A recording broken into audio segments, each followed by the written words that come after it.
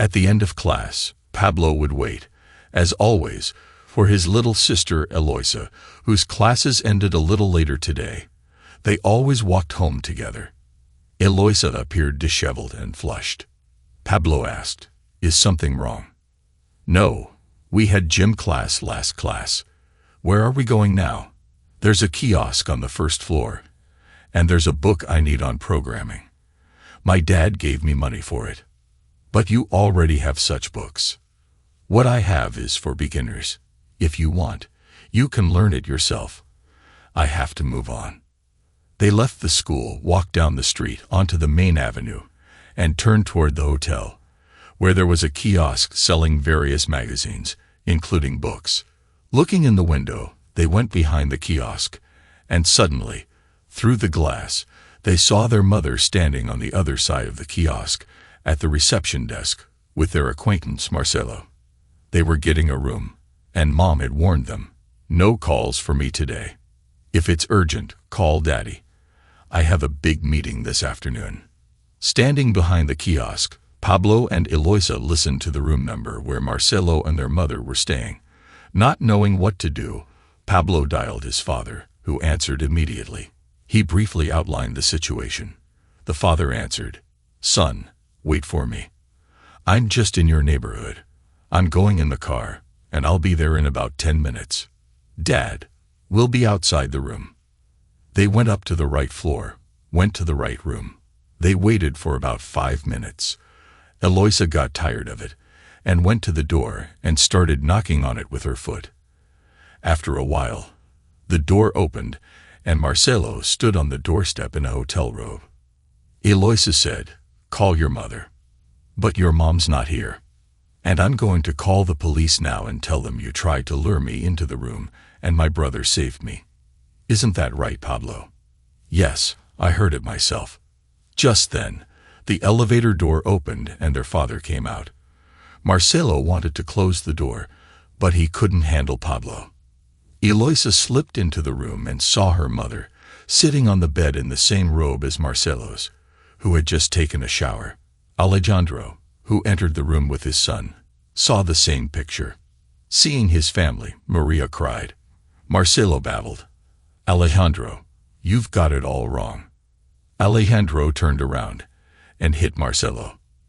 The blow sent him crashing under the window of the one-room suite, his nose bleeding.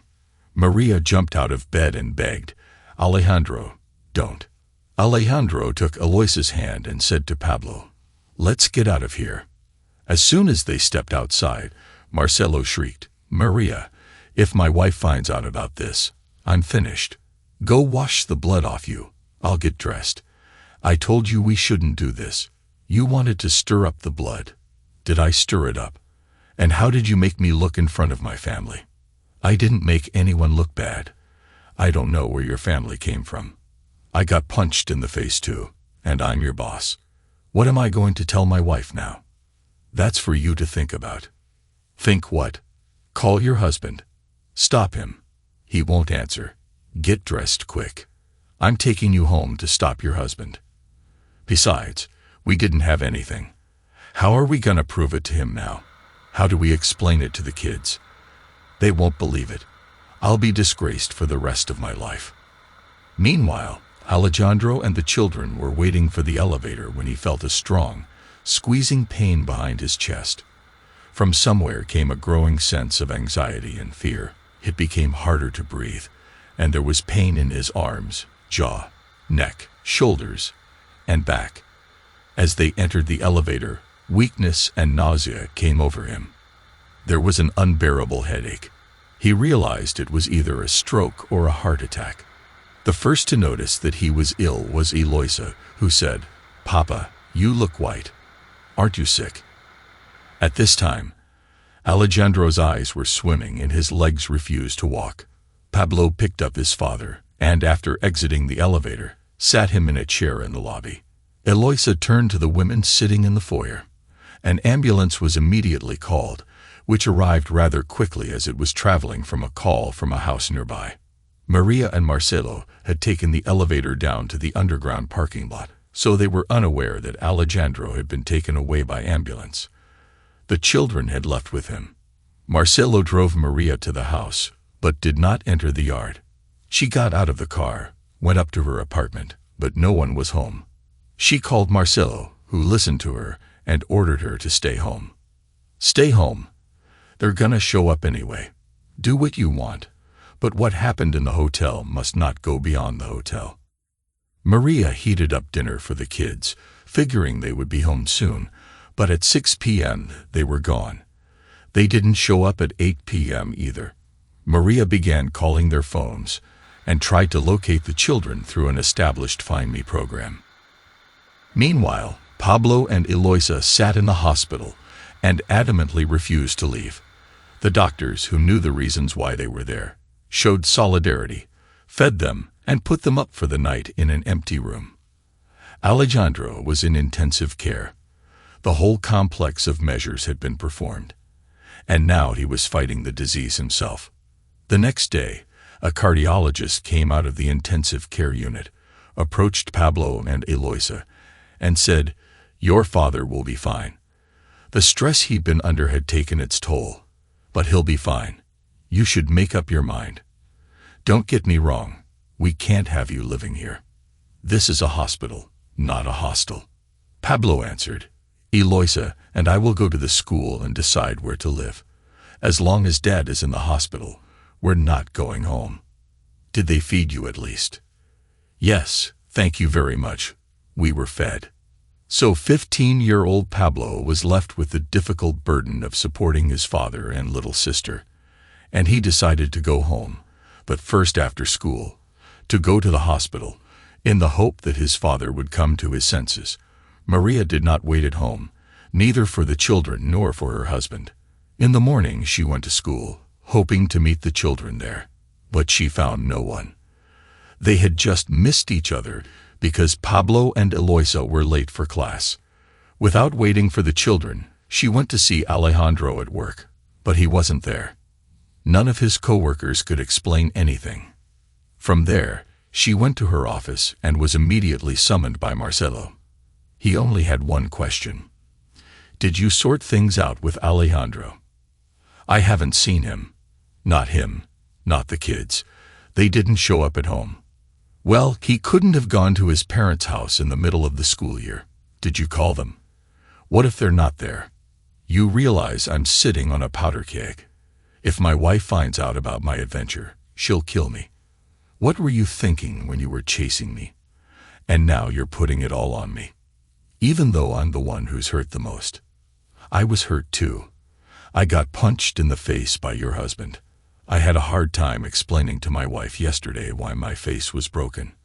I cited some unknown hooligans in the alley.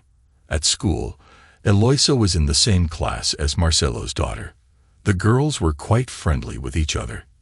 At recess, Ava, Marcelo's daughter, asked her friend, "Why are you late for school? Daddy couldn't let you down." "Yeah, he was a little sick." "Then why was your mom standing outside the school?" "I figured she was looking for you." "I don't know who she was looking for. We had some hooligans beat up my dad in the back alley yesterday." "Ava, your daddy didn't get beat up in the alley. My dad hit him when he found him in a hotel room with my mom. They were wearing the same hotel gown." "How do you know?" "I was there with Pablo too, and I saw everything." Eloisa told her friend everything that happened at the hotel. The only thing she didn't tell her friend was that her father was in the hospital. At the end of the class, Eloisa and Pablo went to the hospital, where good news was waiting for them, and the doctor allowed them to meet him. They were given white coats and led to the intensive care unit. The father was awake. When he saw them, he asked in a quiet voice, "How are you doing?" Pablo answered cheerfully, "Everything is fine. We're just on our way home from school. I know you spent the night at the hospital. Are you thinking of going home?" Eloisa and I discussed that option, and we decided, we can't do anything until you're discharged, but we'll live apart from Mom. "But Mom didn't do anything bad to you." "Dad, she betrayed you, which means she betrayed us. And how will you live apart?" "Very simple. We'll cook and do our own laundry. We'll share a room with Eloisa." "What's with the spare room?" When you get discharged, we'll put you in this room. Or are you going to make up with Mom? Pablo, I haven't decided anything yet. I just woke up, but you and Eloisa are right. I have to make a decision, and it's probably a divorce. I want your opinion. You and me. And now we're gonna live on our own. As long as it doesn't interfere with school. I foresee difficulties for you financially. There's a bank card hidden in a drawer in my office. I've been saving for a vacation. But you need it more. I'll get out of here, get back on my feet, and then you'll feel better. Does Mom know where I am? No, we haven't contacted her. We haven't seen her. And we won't tell her anything. The doctor said her visits are not advisable, so don't tell her anything. Pablo and Eloisa returned home. In the kitchen, Pablo divided the plates and pots, prepared lunch from the food he had brought, and fed his sister. She marveled, Pablo, I didn't know you could cook so well. Eloisa, it's not me. It's the internet. You're so sneaky. I'm doing my homework and you're making dinner on the internet. Hurry up and eat. I've got dishes to wash and homework to do. Ava came home and at dinner told her mother about where her father had really been beaten. Vera listened attentively to her daughter and called Maria. When she answered, she asked, Maria, is there anything you want to tell me about what happened yesterday at the hotel? Vera, I'm sorry. It was a stupid thing to do. I shouldn't have agreed to it, but your Marcelo was so convincing I couldn't resist, especially since, as you know, he's my boss. How long have you been seeing him? He's been nailing me for a while. You know, he'd give me a hug, a friendly peck on the cheek. But we never really met. We socialized at work, at corporate events. But you were at corporate parties, and me, and my husband. All we did was dance, and yesterday our secretary didn't show up for work, so we asked the old lady from accounting to sit in the waiting room. I guess Marcelo didn't like it, so he called me up and suggested we go to the hotel for lunch. I'm not stupid. I knew what the offer meant. And you accepted it. Yes, I admit I accepted it, although I had a choice. And what did your husband tell you? Alejandro didn't tell me anything. He came into the room, hit Marcelo, took the kids, then left. I haven't seen anyone yet. Not the kids, not Alejandro. They didn't spend the night at home. I don't know, but your daughter was at school. Did you sleep at home yourself? I went straight from the hotel, followed them home, but they never showed up. What are you going to tell them now? I don't know, but I know what I'm going to tell Marcelo tonight. The company he runs belongs to my family, so tomorrow he's leaving. He only got the job because he was my husband. Maybe I should have left him the way he was. Although as an engineer, he's not much of an engineer either. Should I pack too? No, I thought Marcelo was picking on you, painting your relationship and your work in a negative light. Now I realize that he was just covering up his failures in his work and making himself out to be a god that you were supposed to worship. Tomorrow, I'm going to offer you the job as my deputy. This is so you can learn the basics of running a company like ours. Maybe one day you'll be CEO. Marcelo was always jealous of your abilities. I knew he didn't like your husband because he was a successful engineer. And know that, unfortunately, you're not his first victim. Your secretary wanted to quit too. I met with her today. Unfortunately, she's going through a divorce. So she was seeing Marcelo too. Yeah, for a month. I don't think Alejandro will forgive me either. Alas, your Alejandro will light his way forward by the lights behind his bridges, and he will take the children too. But he cannot do that. I will not give him the children.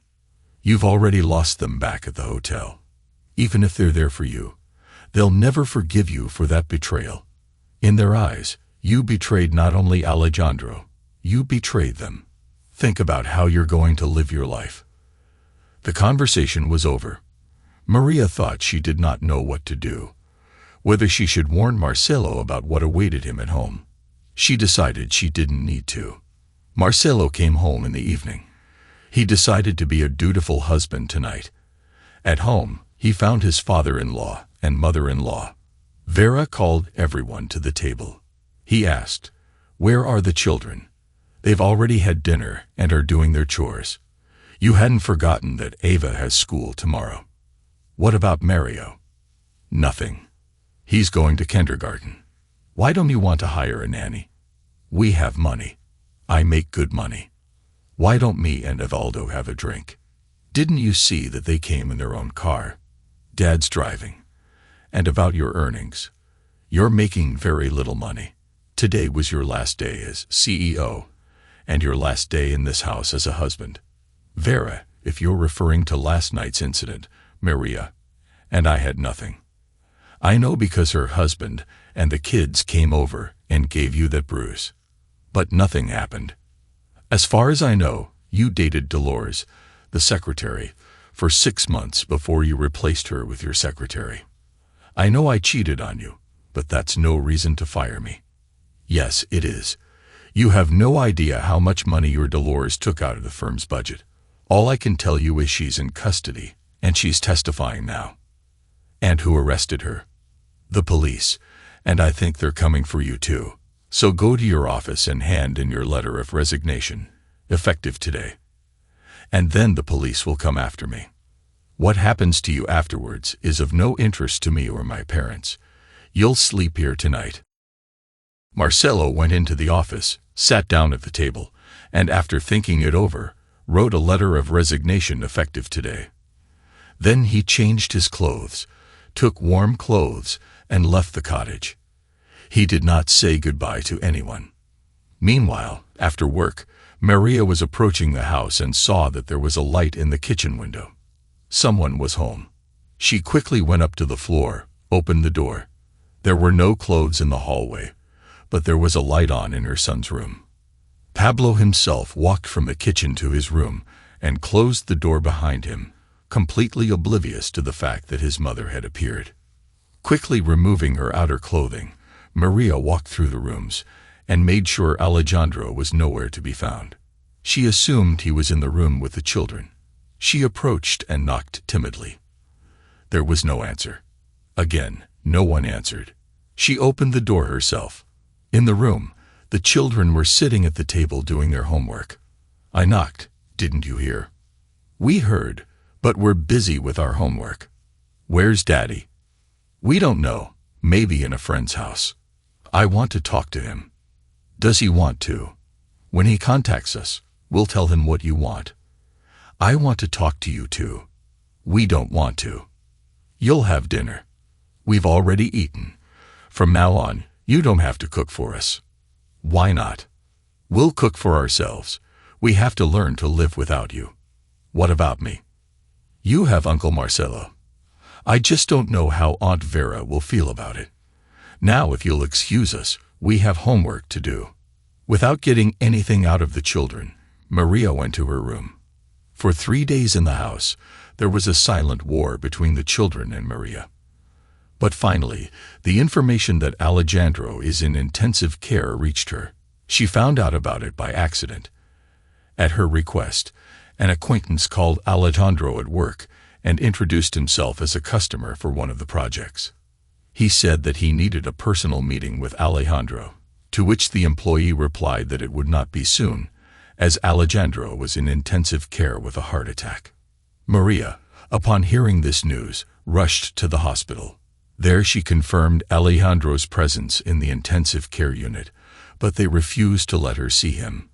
Maria was surprised to see Pablo and Eloisa coming down the stairs in white coats. They had, at the end of their lessons, visited their father. Realizing that the children would ignore her, she asked the nurse on duty who the attending physician was, Alejandro, and how she could talk to him. She was shown an office on the first floor and told that Dr. Juan was there now. Maria went to the office, knocked, and heard, "Come in." Maria entered and asked worriedly, "Juan?" "Yes, it's me." "Tell me, is Alejandro, who is lying in the intensive care unit, a patient of yours?" "Yes, that's my patient." "And who are you?" "I'm his wife, Maria." "I'm listening." "Tell me, will I be able to see him?" Not anytime soon.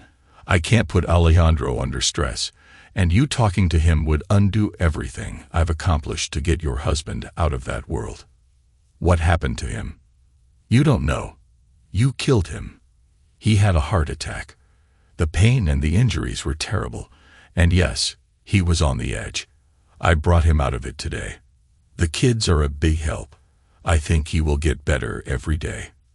I realize what I did was wrong, and I need to apologize to him. You broke his heart. He'll never recover from that.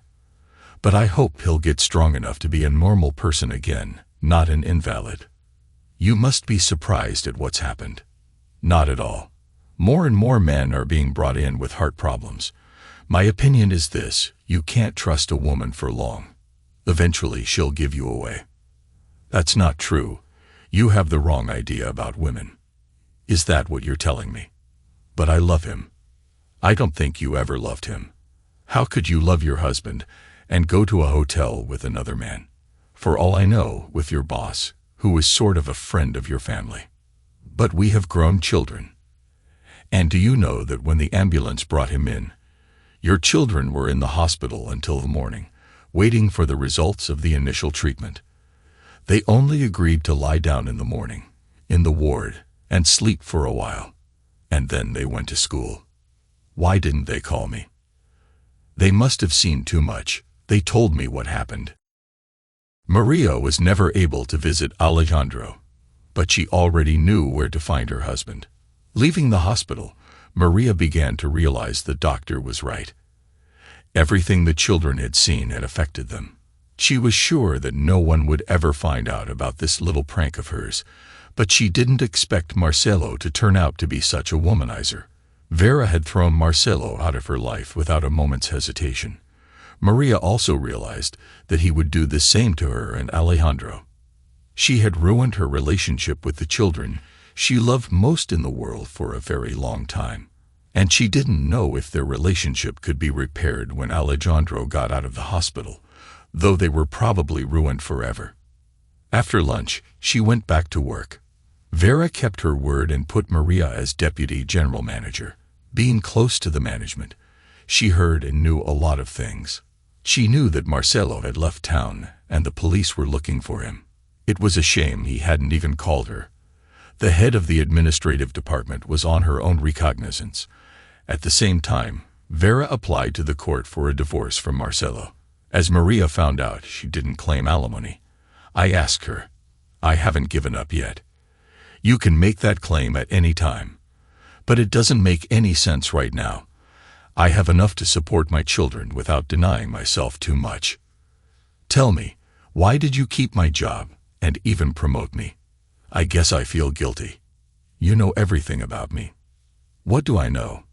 Marcelo and his buddy Roges decided to create a little harem of women to help them with their contracting needs. It was simple. They organized picnics at Roges' cottage with the women and representatives who came to sign contracts. What would we tell our husbands? You would be urgently seconded. I don't understand. We were already doing well. What's that for? If things were going well, the police wouldn't be dealing with Marcelo today. How are things with your husband? Nothing.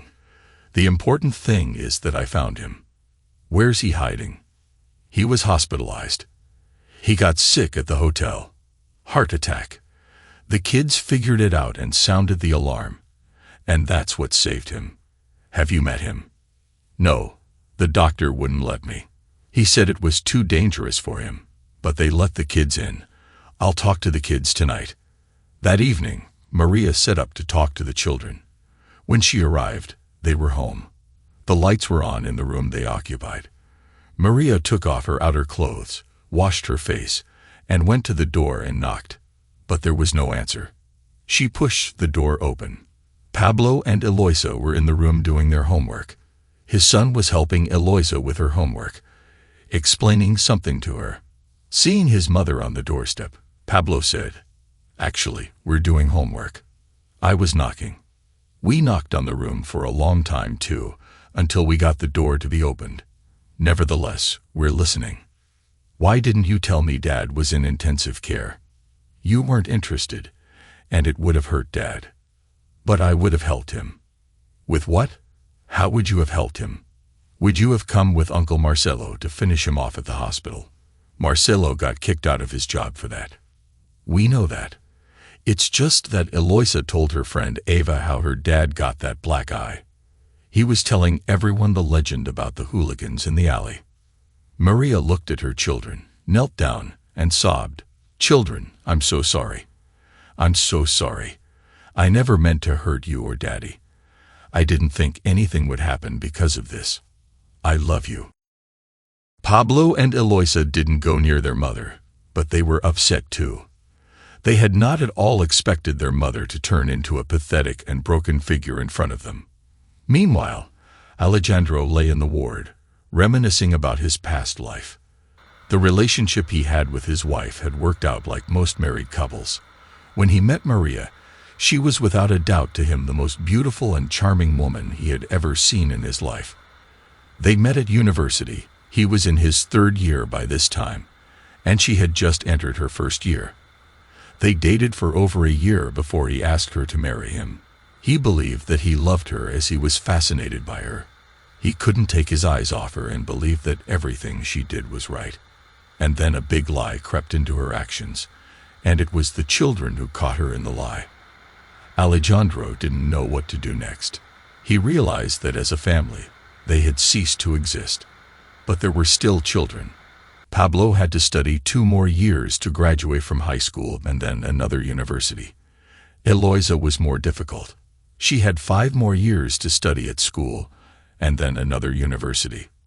That meant he had no time to think about illness, although the doctor hinted at the possibility of disability. The doctor said the critical period after a heart attack is the 1st month, and here it's been a week. Although, as the cardiologist pointed out, Alejandro had no diseases that worsened the prognosis and his chances of survival were very high.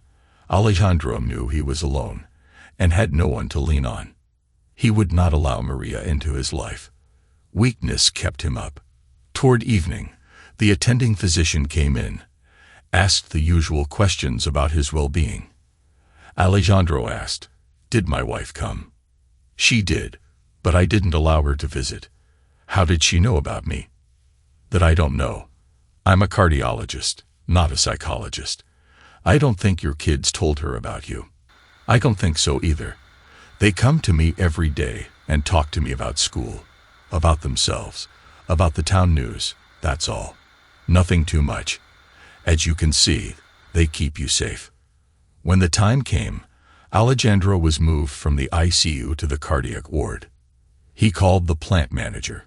He promised he wouldn't fire Alejandro. He'd give him time to recover. A month later, he was ready to be discharged. At his request, an acquaintance drove the car that was parked outside the hotel to their yard. One day, his son called a cab and brought Alejandro home. There he was placed in the room that had previously been reserved for Eloisa. Maria realized that Alejandro was home, but there were 2 notes hanging on the door: "Do not knock," and "Do not enter." Maria walked in on the children, asking, "Can I talk to Daddy?" "No, he just fell asleep. No need to disturb him." "When can I talk to him?" "According to the doctor's recommendation, 10 days, and please keep the house quiet. No noise." For 10 days, the house was completely quiet. Maria understood that Pablo cooked breakfast, lunch, and dinner. He also helped Eloisa with her lessons. When those deadlines expired, someone called in the evening. The children were not expecting anyone, so Maria went to open the door. There was a mailwoman standing outside the door, and she asked, "Are you Maria?" "Yes, I am." "Can I see the document?" "No problem." Maria showed her passport. She was given a notice to sign and handed a package from the court. She opened the package. There was a summons and an annex to it, a statement of claim to the court for divorce. Maria went into the children's room and asked confusedly, "What's this?" "I think it's a summons." Dad drew up a statement of claim to the court and hired a lawyer to represent him. "I want to talk to the father." "I'll ask him." Pablo went to his father's room, came back, and said He woke up when the doorbell rang. "You can go in to see him." Maria rushed into Alejandro's room. Alejandro was half lying on the bed. He asked, "What do you want?" "I want to know why you're divorcing me." Alejandro took a couple more breaths to get his blood pressure under control and supplemented, "I filed on the grounds of irreconcilable differences, not adultery, which was the case. I think I did more than fair. I'll leave you half of everything we've acquired. We'll split this apartment. 1 room for you, 2 rooms for me and the kids, 3 if we can. If I pay extra for the 3rd room, I can afford it. My job's all right.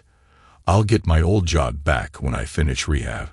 All communication between us is through my attorney. His phone number and place of employment are listed in the complaint. It's no use arguing with me about the divorce.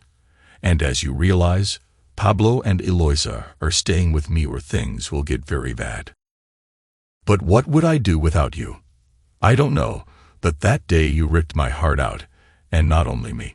I don't know if you noticed or not, but our kids are all grown up now, but they need help. You're going to rehab. I'm probably not going to rehab. I'm going to slowly recover at our doctor's center. I'm going to start working part-time.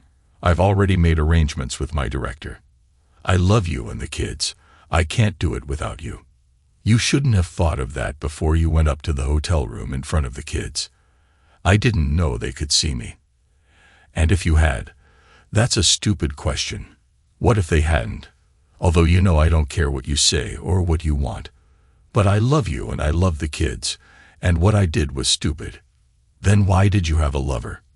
No, don't tell me anything about him or yourself. If you're done with him, find another man or 2, as many as you want.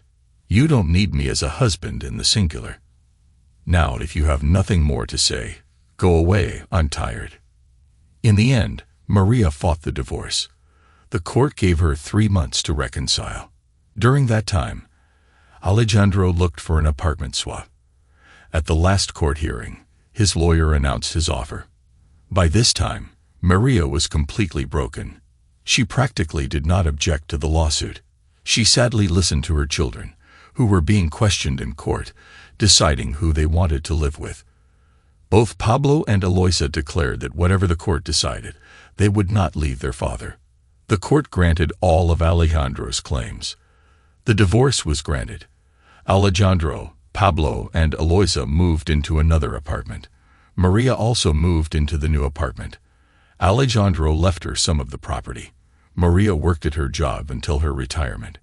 She died a lonely woman who never traveled out of town again except for business. She looked back on her actions and berated herself for what she had done. The inability to say no had caused her loved ones pain that would never leave them. She tried to cope with the depression and guilt, but realized she would never be a better mother to Pablo and Eloisa, a better wife to Alejandro. They just moved on and threw her out of their lives. As for Marcelo, his fate is unknown. He disappeared from the town and never appeared there again. Marcelo's wife Vera ran the business for a long time and eventually handed the reins over to Maria after training her. She herself concentrated on raising her children. Thanks to everyone who took the time to listen to today's stories. If you enjoyed it, please consider liking and subscribing if you haven't already. Feel free to share your thoughts on the events in the comments below. Take care.